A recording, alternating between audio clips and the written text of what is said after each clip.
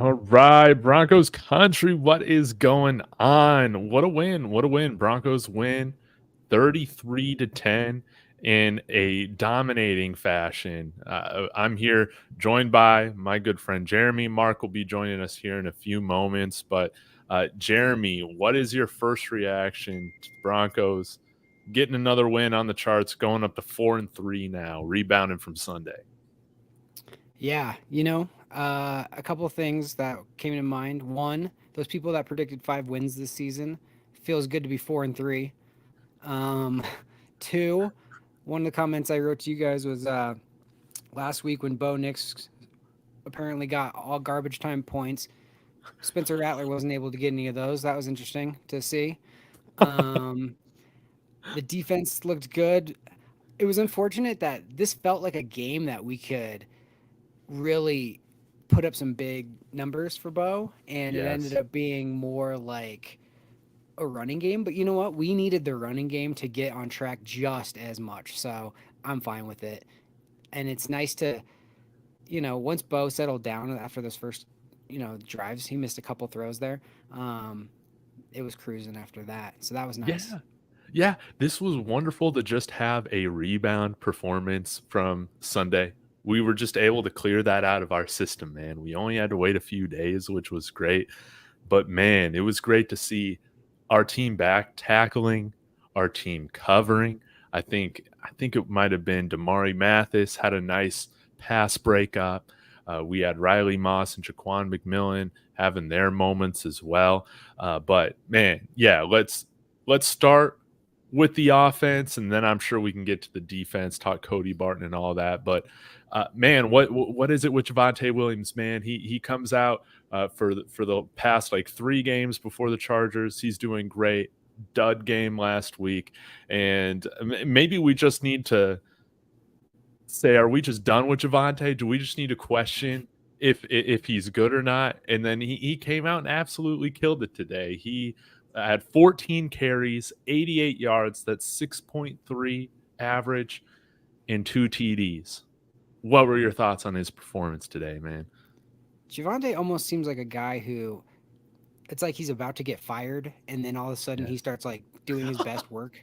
You know what I mean? Or he's about to flunk out of the class, and then all of a sudden he's like, "Oh shoot, I better study," and then he ends up getting an A. You're like, "Why don't you just do this all the time?" I don't understand. But yeah, it's like he's on the cusp of losing his job, and then it's like, "Oh, there you are." He did it twice now. That's 2 times after fumble games he's responded, and yeah, again he looked.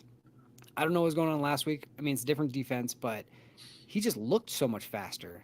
Yeah. And Yeah. I don't know. I don't know. Cody Barton, we were joking. I gave him a hard time after that first play in the beginning, dropping that pick that was right to him, and then he ends up having a good game. So it's like maybe the biggest thing in coaching is like learning your players. Some guys you have to like pat on the back, and some guys you have to yell at to get the best out of them. I guess maybe Javante is the guy you have to yell at. Maybe Yeah. Cody Yeah. Barton too. Yeah. His vision, his patience looks so good. Of course, running through contact, had a handful of long runs, but a game high of a 20-yard run. That was awesome.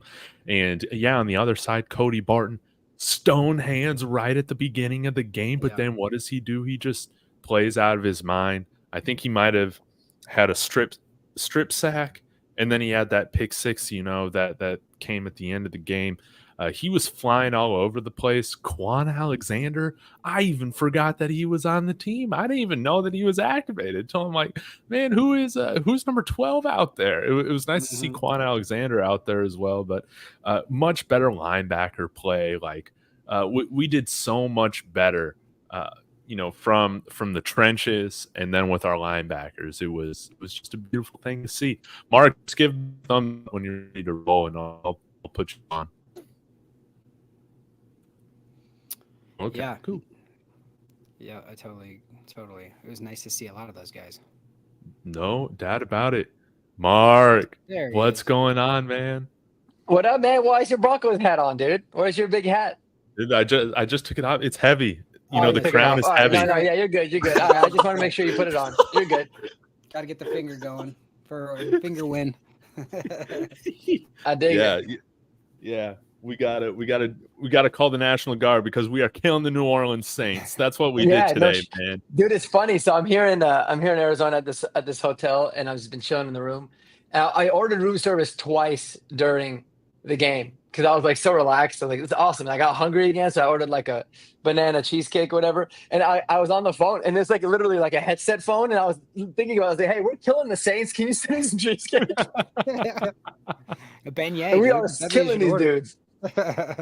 Mark, man, Yeah. what were your first impressions, man? We talked a little bit about Javonte, Cody, Barton so far, but just give us how you're feeling, man, after this dominating performance.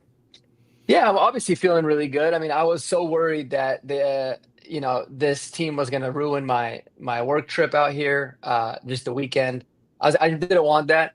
But I mean, absolutely dominating win. It was great to see a team just flat out crush another team. I mean, granted, it really did feel like we were playing a preseason team. I kind of felt bad for the Saints, and it was almost one of those wins where it's like it's not like fully satisfying in a way, but always good to get the W. Javonte looked phenomenal. He's the most, and we texted this in the group chat. He's the most confusing player on this team for me. Like, it's like, he could look so bad, and then all of a sudden he can look like the Javonte of old, and you're like, what's going on? And it's not even like a standpoint of like, blocking is better or anything in that sense. He just looks like a different person from game to game. So, Yeah. I guess today I love him. I hated him 4 days ago, but I'm back on loving Javonte. But no, overall, man, it was awesome. How you guys feeling? Yeah, I made the comment that Javonte's the guy. If like he's about to get fired, then all of a sudden he's like the best employee, or he's a guy Right. who's about to flunk out of class, and then all of a sudden he studies and gets a straight A. Like, just do it all the time, Javonte. Please help us out, man. And Yeah. Audric Estime, Yeah. dude, he comes in looking good, and then again with the fumbling. Like that was his one problem in I know, college. man. You can't come on, dude. You're just not gonna last in the NFL. I don't care how big you are if you fumble. And we're Yeah. already PTSD'd out from Melvin Gordon, so like you just can't do it. But Yeah. man, we don't. Javonte keeps playing like this. We don't need him to. I think we just need to rag on him, man, after every game, and then we see him rebound. So Javonte, man, that still wasn't good enough. We got to see you go Yeah. You for suck. You Javonte. suck, bro. You're washed. got to Where's see you Blake go for Watson? 200. Yes, give us Blake Watson, but yeah, with it sucks right now. We got to focus on the positives, but there isn't one running back, man, that I fully trust to hold on to the ball right now. Everybody's fumbled that's on the team. It's something that they got to get under control. But let's step back. Let's talk about the offense, how we got started off to this game. Bo was kind of all over the place. The broadcast was pointing out his feet were, kind of had happy feet, some inaccurate throws. Jeremy, I'll go to you first, and then Mark, we can hear from you as well. But what did you think about how we opened up the first half with that play calling? I feel like we kind of kept things fairly vanilla there in the second half. It was kind of weird. I felt like after we got up 13-0, like I literally felt like the game was over. It was kind of strange. But yeah, what did you guys make of the play calling, Bo Nix, the personnel, all of that in the first half? Yeah, I made the comment on Monday after when we did our recap of the Chargers game that it almost felt like he was peeking towards the New Orleans game. And after I saw that play call, and I was like, I think he did, because that was way more like inventive and way different than what we saw with the Chargers. So, Yeah. I don't know. I mean, I thought, they're right. Bo, once he sets his feet, once he finally calms down, it's like, it feels like if he just has one of those breakout games where people just stop talking and nitpicking every little thing. Oh, he breathed weird, guys. Like, oh, I don't know. He might not be. It doesn't matter. He's Sean Payton's guy. We can just relax. It's just settle in. It's going to happen one way or the other. Nothing, no matter how many nitpicking and all 22 people on Twitter, whatever they want to do, nothing's going to change it. He's the quarterback for at least the next 2 seasons. So just calm down, everybody. And yeah, you see everything you need to see. It's just you don't see it all the time yet. And I made a comment when we were texting that he's such a anticipatory thrower of the football that sometimes things look inaccurate because he's throwing it so early that guys aren't there's the chemistry of like isn't there yet of knowing Hmm. exactly where and when he's going to throw the ball. And once he gets just more time with this offense, more time with these plays, and more time with these receivers, if we have these same receivers, especially the young guys like Vele and Franklin and those kind of guys, Hmm. he's going to look better and better. And I think that's why he looks at Franklin more than he does kind of anyone else because he's the one guy that he knows. Franklin knows him. You know, he peeks at Franklin a lot more than he does anybody else, and Franklin's trying to get his feet underneath him too. But um, you can see the chemistry between those two like starting to show more and more. Yes. So yeah, we're on schedule. Anybody saying, look, we got $70 million sitting in Pittsburgh. This is a rebuilding year. We're supposed to win 5 games, and we're 4-3, and we have a very very winnable game next week. So we can almost get that fifth win next week. We can get that fifth win next week Yeah. if we just take care of business. So like, I'm not going to like nitpick and freak out about anything right now. Our defense looks better than we thought it was going to be. Bo Nix is looking on schedule for a rookie. I mean, if you would have been like, hey, before the season started, Bo Nix is going to start 4-3, would you take it? Yeah, you would. Yes. Yes. Mark, your thoughts? Yeah, and I think Jeremy said it really well. I mean, it's definitely it's kind of a fan base issue, and it's not like that there's anything wrong with the fans. I totally understand it because it's been Yeah. quarterback hell for God knows how many seasons. But I think a lot of times we really lose sight on the fact that this is a rookie in his seventh game now. There's going to be a lot of things that look ugly. And tonight, for sure, there was a lot of that. I mean, I was surprised by some of the throws that he missed. And I think Jeremy made a good point of like, he's a very anticipatory thrower. And I think sometimes you see that in his footwork where he's anticipating the throw and he kind of gets a little bit like, kind of like stops himself. And then that causes him to be inaccurate. But what I look at is all of his cons right now are unbelievably fixable. I mean, you see guys make strides in that all the time. Patrick Mahomes, when he came into the league, and in fact, sometimes now still, he has some of the worst footwork you would ever see in a quarterback. And he was able to, to fix those things. I mean, a lot of the things I think Mhm. are super fixable, but a lot of the intangibles and a lot of the things that he does have are things you can't coach. And that I've actually been super pleasantly surprised to see. Like, first of all, his athleticism and his just pure like strength as a runner is really blew my mind. I knew he was a good athlete, but not to this level. And also, he doesn't ever seem to get flustered. Doesn't matter. Like, he missed a wide open guy. He just kind of like continued on in his path, right? And I'm not going to sit here and compare like what Spencer Rattler went through and really anything with Spencer Rattler to Bo Nix, but you see like on his face the guy is just like defeated. You never see that from Bo. You haven't yet, even in the games where it was really really bad.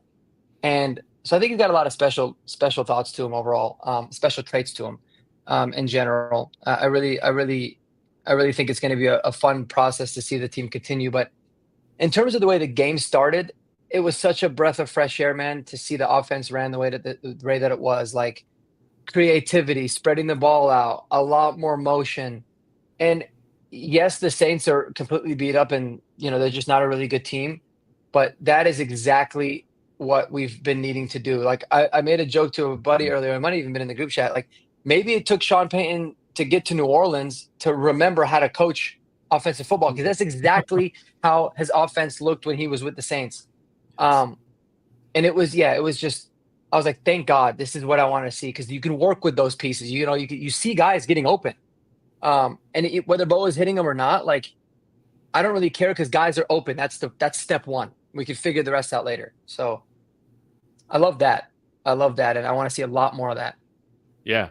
Yeah, I love the fact that, I mean, of course it really helps when you're running for like 7 yards a carry or whatever we were doing. That was great to get momentum starting the game in that way. But I love the fact that I thought that we did some things to help Bo, especially after that first drive. Like I think Sean Payton could have easily gotten a little bit more conservative and dialed things back. I think that's what we've seen throughout these last handful of years in Denver. If a quarterback's not off to a good start, Jeremy, you got a thought? You got a thought? Yeah, I just want to piggyback real quick before we change subjects Yeah. on what Mark just said. That's a great point. Sometimes going back to your ex or seeing your ex again after a breakup, and then you finally like have the energy of like, oh, it's over and we have Mm-hmm. moved on. It's kind of the closure you need. And football is the same way. Remember when Peyton went back to Indy and it was just like, well, who is this? It was like he didn't almost know how to feel, you know? He didn't play very good that game, and it was just like, well, what's going on? And Peyton, I mean, obviously he coached really well, and we won the game by a lot. But I that's a great point because it's now more than ever evident that he's the Denver Broncos head coach, and he's turned that chapter. And I could definitely see this being like a big turning point for the season. Oh man, I absolutely love that point, and I think it was great in terms of just seeing other guys get involved. Like what we were calling for after this Chargers game was like, man, we need to start seeing a little bit more of the youth. And Troy Franklin, leading receiver in today's game, 5 catches, 50 yards. I think he had a long of 30. You saw Devon Vela, I think, get on the stat sheet as well. You had 1 for 20.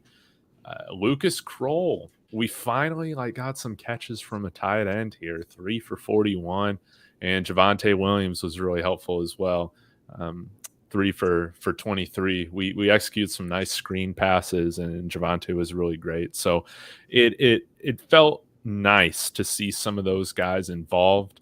That I like how they used Marvin Mims. Mark, I would love for you to speak about this a little bit because you were talking about it in the group chat.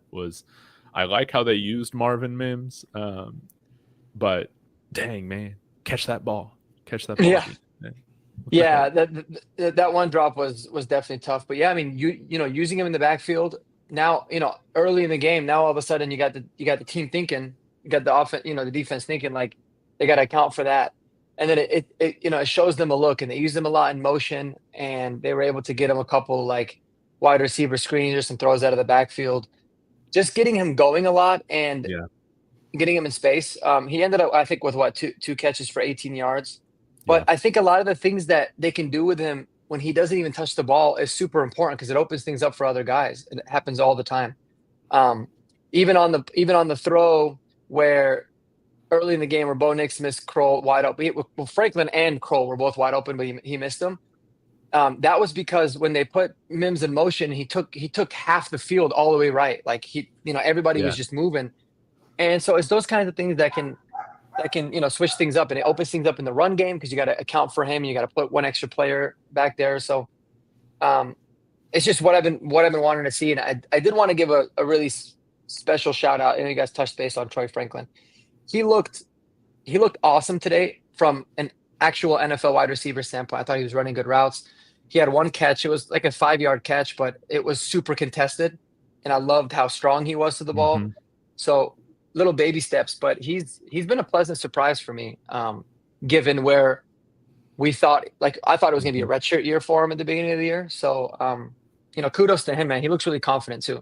So There are a couple run blocks that I really noticed where he held his own too, as well. And to your point about Mims, Marky, with the motion, when Bo Nix had that big run almost to the touchdown, maybe he was down at like the 5 or something like that. That was also set up from a Marvin Mims motion from the left to the right. It was nice to see Sean Payton kind of open up the play calling a little bit with Bo Nix's legs. It was nice to see Bo Nix scramble a little bit. I think Sean said at the end of the first half that might have had to do with them playing a little bit more zone than what they've seen throughout the season so far. But the biggest stat to me that I don't think it's a coincidence: no turnovers from Bo Nix and a Broncos win. That's what I like to see. And he led a handful of scoring drives. Of course, he didn't get credit with the touchdowns, but who cares? We put up the points. Let's see. Take away 26 points to the offense this week. You'll take that on the road, especially with only 3 days of preparation. No doubt about it. Yeah. And I'm pretty sure we're 4-0 when he doesn't turn the ball over. I think all Yeah. 4 Yeah. wins. Yep, He you're right. hasn't turned it over himself. So, yeah, it's a good recipe. Mm-hmm. Yeah.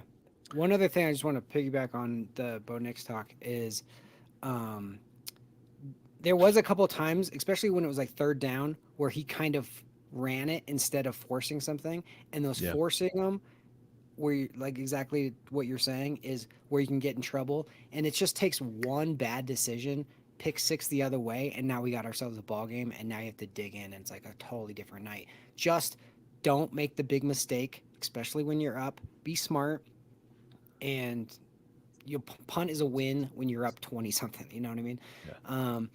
A couple of comments that I've read and a couple of the comments I've seen elsewhere is how Yeah. surprised people are with how good of a runner and how athletic Bo is. And what's interesting is at Oregon, his first year at Oregon, he ran for over 500 yards and he had an 80-yard touchdown run on in that season. And then it was the next season, once he really knew the offense and knew his players, is when he didn't have to run as much and he was set uh, the record on completion percentage. So I could definitely see a similar thing happening for the Broncos. Is like this year, while he's figuring it out, use his legs, use that tool, and then we won't have to as much next year. And that recipe, worked. So I think it's almost exactly like following the Oregon timeline on that kind of stuff because he wasn't as he was only like a 71% completion percentage his first year at Oregon, and then the next year is when he really took off and got 77.4 or Yeah. whatever. Yeah. Yeah. Um, 77.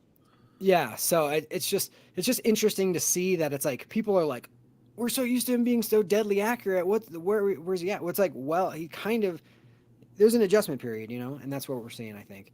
But again, we're seeing everything we want to see. It's just we're not seeing it consistently, and that's all you want to see out of a rookie is does he have the ability to do the things that you want? Because it's not just like, oh, we need you to pick like you need to be your best right out of the gate. It's like, no, we need you to be great for the next 10, 15 years. Mm-hmm. So, um, yeah, no, I mean, nothing to be discouraged about, and only stuff to be excited about. And I think being smart with the football, not forcing it, was huge. I mean, Yeah. that just shows a maturity of somebody. Rattler, he had a great play, and he'd have a great pass, and then he'd throw one where you're just like, ooh, we shouldn't have done that. And then how many times did he turn it over by like being a little late or getting hit? Or there was one where he got really lucky where he was getting sacked. I think it was the JFM one, and he Yeah. almost threw that, and I was like, dude, tuck it. Like, I mean, I we're felt going so to bad for the Eastern. kid tonight, though. I did too. He was beat up. I mean, I mean, that was imagine going up rough. against that defense without Olave, without Rashid Shaheed on a short week in your second start. Like, dude, Yeah. that is Yeah. that is brutal. One question I got: do you guys have any concern with maybe how much Bo's running, or do you not view it as a concern? It's a question I got brought up in another group chat that I was in. I was just curious to get your thoughts. Concerned in what way? Like he's going to get hurt, or concerned like it's almost becoming a crutch? No, no, it's definitely not a crutch. I think it's more of from an injury standpoint. Yeah. Well, I'm No. always concerned anytime a quarterback takes any hit, but he's at least smart with the way he does it. He Like is pretty he smart. does a good Yeah, job of not taking a big hit. Like yeah. he does I a think good job of a diving little bit forward. more reckless today, but I don't mind it. Like for me, it's like, dude, go play. Yeah. Like Yeah. if you're playing, go in there and play. And so yeah, I agree. But what do you think, David? Yeah. Yeah. I just want him out there playing free, not thinking as much. So, yeah, I do think like he lowered his shoulder maybe a couple more times than what we've normally seen, throughout the first 5 games or so, or first 6. But I don't have an issue with it at all. I love the fact that he can use his legs to escape pressure and make negative plays positive plays. I mean, it's just been something here that we've been begging for forever. But I wanted to piggyback a little bit on talking about Spencer Rattler and the defense. Coming into this game, I think I might have mentioned on our show together earlier this week that or maybe it was yesterday in my pregame show. I said that I think we could see like another 7-sack performance this week, Yeah, we like did. Yeah. what we saw against the Jets, and we were close. We got 6. Nick Bonito was so close a couple times to getting a few more, but I wanted to shout out everybody who was credited with the sack. We had Jonah Ellis with half a sack, JFM with 1, Zach Allen with half a sack, Nick Bonito with a sack, Jaquan McMillan with 1, um, Cody Barton with 1, and Justin Sternad with 1. I mean, we were bringing pressure.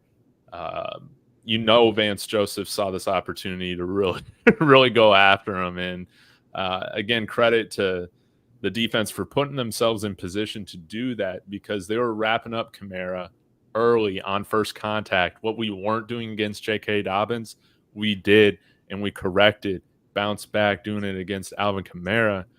In my opinion, still one of the best running backs in the league, and it set up a lot of these opportunities for the defense to just eat with the pass rush. That was great to see. So, wanted to hear your guys' thoughts on anybody on the defense, the performance, coverage, all of that.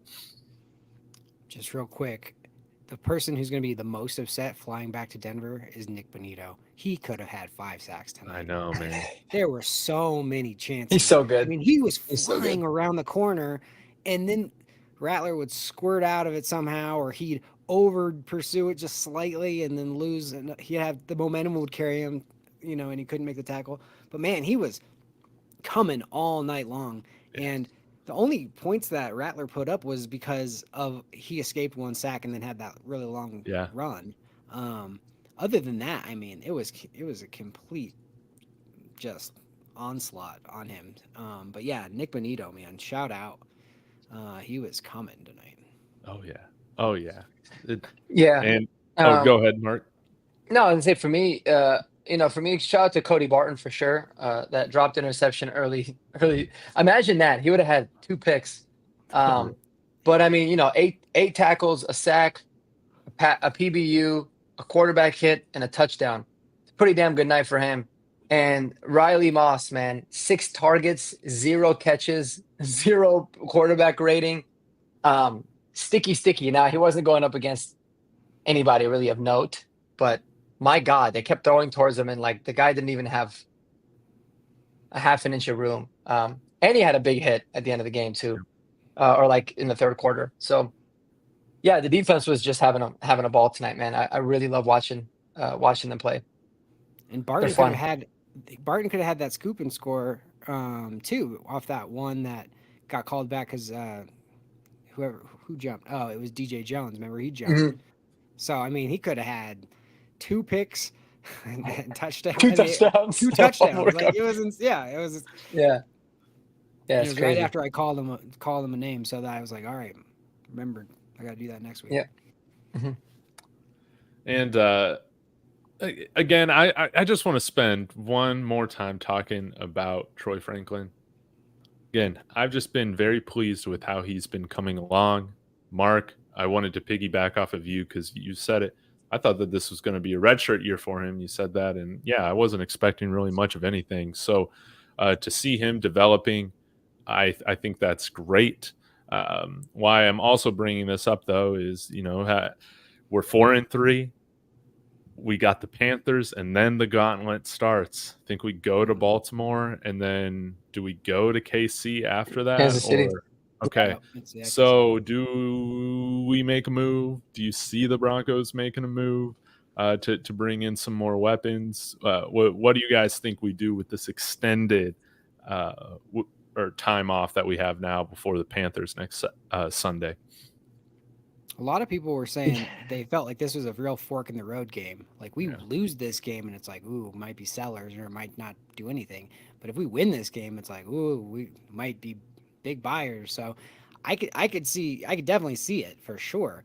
And every time I hear of a trade, I'm almost like, I don't know why, but there's a feeling like I'm like, oh, are we involved in that? Are we involved? It just feels like we might be. And look, the cap and all that situation, maybe they're just like, hey, let's just eat that and not get too crazy and just try to roll over as much money for next year, and maybe that's where we're at. But you know, this game kind of showed like, yeah, we've had some tough losses, but every single game has been close against pretty good teams, Hmm. and we've beaten some decent teams, and now like Tampa Bay specifically, and this is one of those games where it's just like, I mean, again, they were like, the walking wounded over there, but Yeah. uh, it was a complete like, yeah, it felt like preseason. It felt like a completely different. It felt like we were playing a preseason game, like the class that was. So this should give confidence in the locker room. And I'm just speaking of, oh man, how good is it for Sean Payton to have Club Dub back in New Orleans last time? You know what I mean? Oh, you saw him hug Malcolm Roach at the end of the game, Yeah. and they looked at each other like, I got that for you. You know what I mean? Like they wanted that game. That was some revenge game. Let's speak about Malcolm Roach real quick. Malcolm Roach, great signing. Dude has been a stud. Super underrated. Like he just never gets talked about. We always talk about the pass rushers and the cornerbacks, but man, Malcolm Roach is killing it. What a good signing that was. And I don't know how New Orleans, looking at their defense, is like, oh, we could just let this guy walk away. Like he's great. Yeah, baller. And he led the NFL last season in run defense. Like, okay, if you guys want to give him to us, sure, that's great. I don't know if you noticed this, but there was one play where he dropped back in coverage and Spencer Rattler threw it over to him and he did the strap. Yeah, The little I strap texted it. celebration. It's so Yeah. funny, man. And then I he loved lifted it. up his shirt a little bit for I don't know what that was, but like he was just like, yeah. I just He's thought probably that was showing so like funny. even a guy with a belly like this can cover.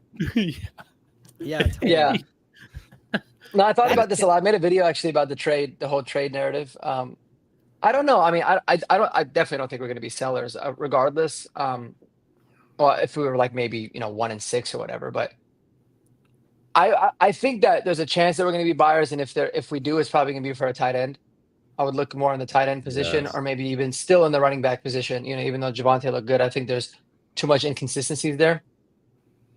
Trading for a receiver doesn't really make sense, in a sense that, like, are you building for the future or are you not, type of a thing for me. And then also, when Josh Reynolds gets back, it's going to just further crowd that room. So it's like, yeah, it would be a good thing. We could certainly upgrade in that, that position. But, are you sacrificing future success because of it?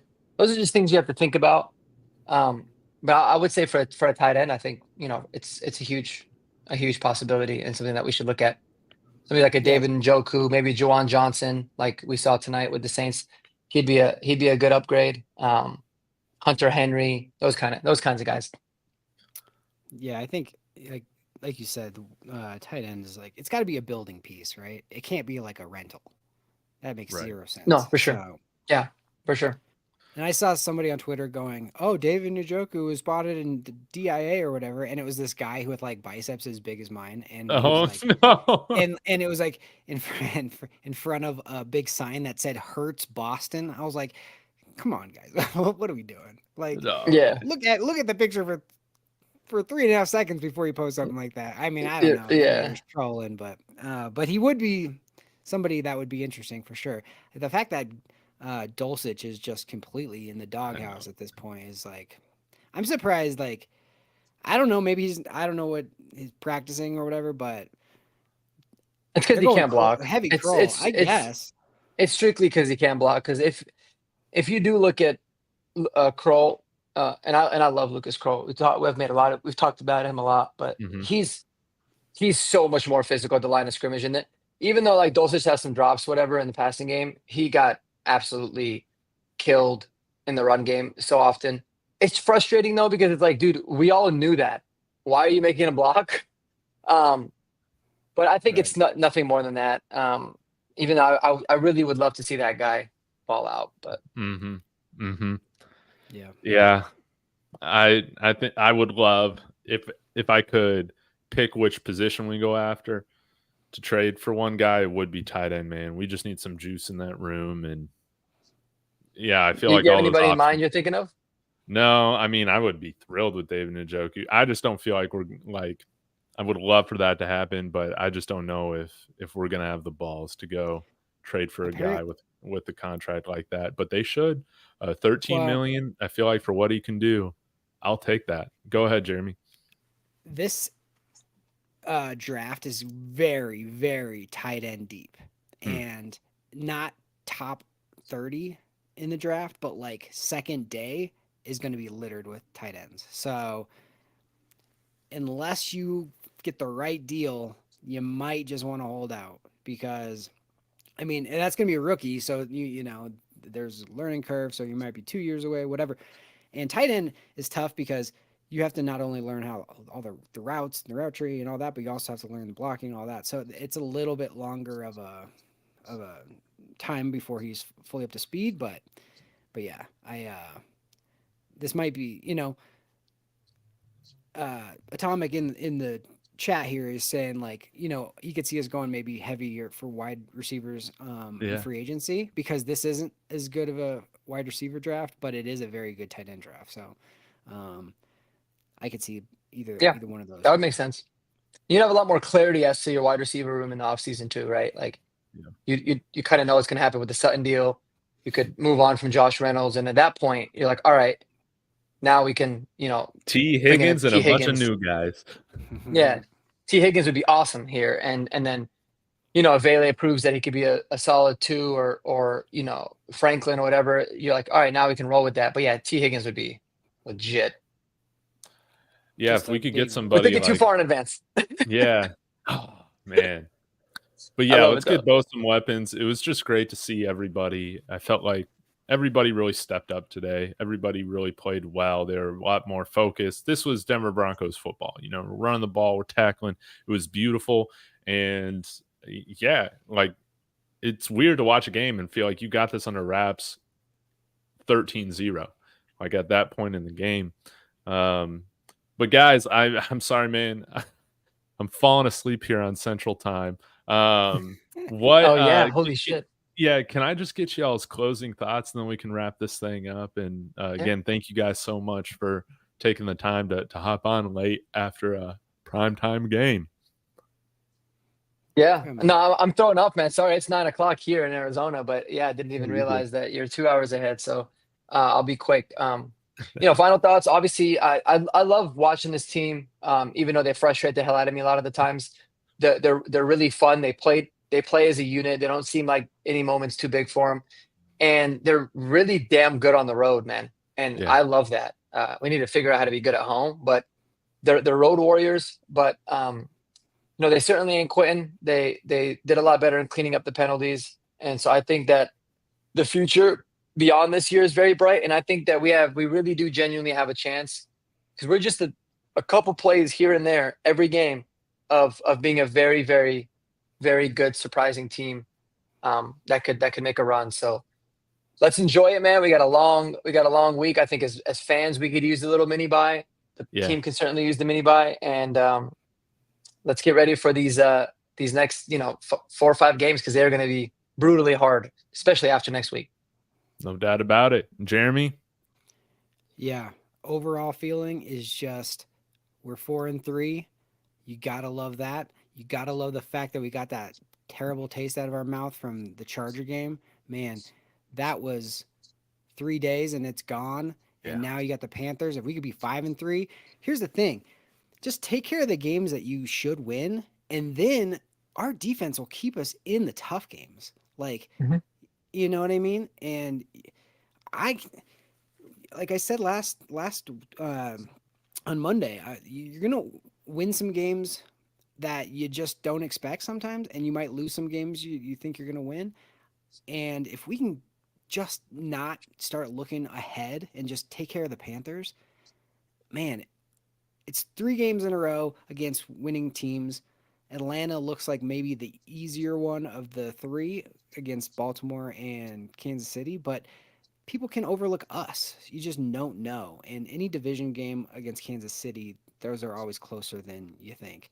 Um, yeah, they're just, I love it. We're building confidence, and our rookie quarterback is showing flashes, And there's a lot to like. The fact that Vele and Franklin are coming out of their shells and or just out out of like being rookie, the learning curve, and they're looking more and more part of the offense.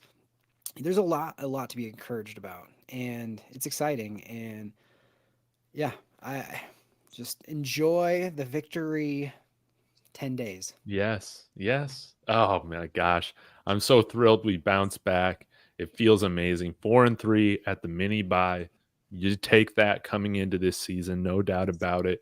And that, yeah, then take care of business against the Panthers. And I mean, then we got some great tests to see where we really stack up. And what's great is that I think we've stayed generally healthy, which is huge. We should get Pat Surtain back for the Panthers game. And then, Which is yeah, actually very Baltimore. important for that game. Yes. Yeah.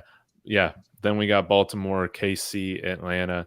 But in the meantime, I'm going to be enjoying Sunday watching hopefully Russell Wilson tank the wild card hopes of the Pittsburgh Steelers. We're just going to have to see. Well, they might still be in the division lead, but I imagine Baltimore is going to get there because they just always do. But I'm very much looking forward to that, to seeing how all this plays out. Those memes Yeah. were so funny about Justin Fields, about how he did too good of a job getting away from 500 that they had to bring Russell Wilson in to get him back to 9-8. I was Yeah. like, that you're not wrong. You're not Like, wrong. we have to be middle of the road, guys. Yes. What's going on? Like, we're not on schedule for 9-8. Like, bring in Russ, bring in high knees over here. It's gonna be interesting. It's gonna be quite the game. I can't wait to watch it. It's going to be cinema. So, all right, guys, thank you so much for Get some tuning rest, in. my man. Be sure to smash that like and subscribe. Go subscribe to Marquee Sports as well. Link to his channels in the comments. We'll be back to talk about, well, hopefully a win against the Panthers. So until next time, guys, go Broncos. Yeah. Go Broncos, baby. Peace out.